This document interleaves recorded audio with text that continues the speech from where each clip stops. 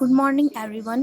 So, from this video, that is part 3, we are continue with the ALS, that is amyotrophic lateral sclerosis. So basically, in this video, we are going to discuss about the differential diagnosis, the diagnostic criteria that is important for the exam for 3 marks, and the last is prognosis.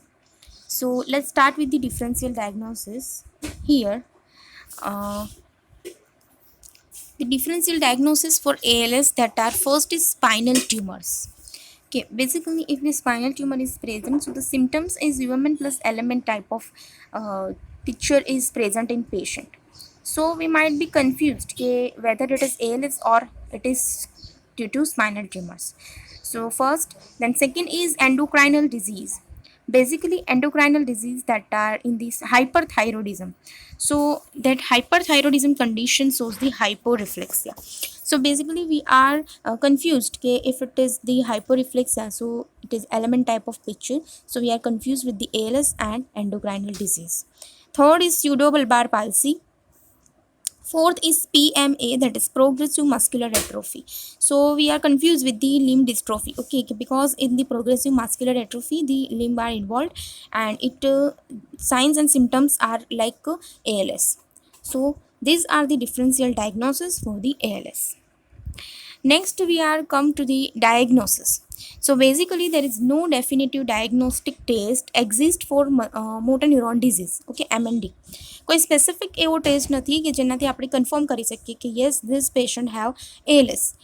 But from the clinical examination, okay, clinical examination of sign of LMN and UMN are done by the EMG, that is electromyography, NCV, that is now conduction velocity, MRI, magnetic resonance. Okay, so to exclude spinal cord compression, એ આપણને એમઆરઆઈથી ખબર પડી શકે કે magnetic resonance imaging process, તો એનાથી આપણે spinal cord compression થયું છે અને એના કારણે જો સિમ્ટમ્સ આવતા હોય તો we can diagnosis. Then thyroid study કરી શકીએ બિકોઝ ધી મેટાબોલિક ડિઝીઝ પણ હોઈ શકે લાઈક હાઇપોથાઇરોઇડિઝમ, તો એના કારણે પણ એવા સિમ્ટમ્સ આવી શકે. તો આપણે એ કન્ફર્મ કરવા માટે for metabolic disease confirmation we can refer thyroid studies. Okay, so these are the some diagnosis for the ALS. કે એના પરથી આપણે થોડુંક શું કહેવાય કે કન્ક્લુઝન મેળવી શકીએ that EMG, NCV, MRI and the thyroid studies. There is no specific test. The next is diagnostic criteria. So basically diagnostic criteria means કે અમુક એવા ક્રાઇટેરિયા છે કે જેનાથી આપણે કન્ફર્મ કરી શકીએ કે yes this is defined ALS or the possible ALS. Okay, કે ALS ના ચાન્સીસ છે તો ધીઝ આર કે first is weakness, atrophy, spasticity, hyperreflexia. Okay, હવે પ્રોગ્રેશન જેમ જેમ થશે તેમ આ બધા સિમ્ટમ્સ જે છે વર્સ થતા જશે. તો એક તો એના પરથી આપણે શું કરી શકીએ છીએ કે થોડોક કન્ક્લુઝન મેળવી શકીએ. સેકન્ડ ઇઝ EMG, NCV અને બાયોપ્સી કરીને આપણે થોડું કન્ક્લુઝન મેળવી શકીએ. તો એના પાછા ક્રાઇટેરિયા છે કે if LMN plus UMN and it affect the one region also, one region of the body affect કરે છે, સો આપણે કહી શકીએ કે પોસિબલ છે ALS. અને જો લેબોરેટરી સપોર્ટ ટેસ્ટ કરાવીએ આપણે અને જીનેટિક કંઈ આવે તો આપણે કહી શકીએ કે that is familial ALS, that is FALS, familial amyotrophic lateral sclerosis. So this is the first criteria. Second is LMN plus UMN affect one region or more than one region or equal to one region. So we can say, and EMG માં આપણને બતાવે છે denervation, EMG show denervation, so we can say it is also a possible ALS.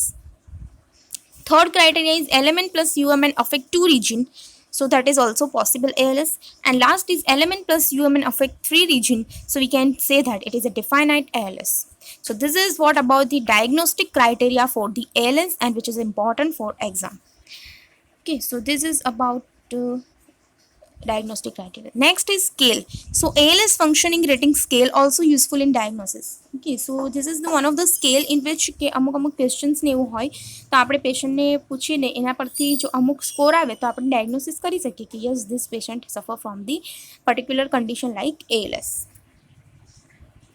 So this is about diagnostic criteria. Now we discuss about the prognosis. Okay, so ALS is a progressive disease basically. આપણે જાણીએ છીએ કે we cannot stop the disease because it is a progressive disease. Day by day the condition become worsen and worsen and symptoms increase. So individuals with limb onset ALS have better prognosis than bulbar onset ALS, because in the bulbar onset ALS the cranial nerves also affected, and the tongue muscles, the larynx, pharynx, all things, dysphasia, dysarthria, this type of complication occur. But the individual with limb onset, they might be suffer from the muscle weakness. So asymptomatic relief આપણે મેળવી શકીએ છીએ. So individual with limb onset ALS have better prognosis than the bulbar onset ALS.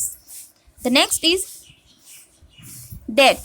So death result in 3 to 5 years after diagnosis due to respiratory failure. This is one of the most important cause in the ALS for the death.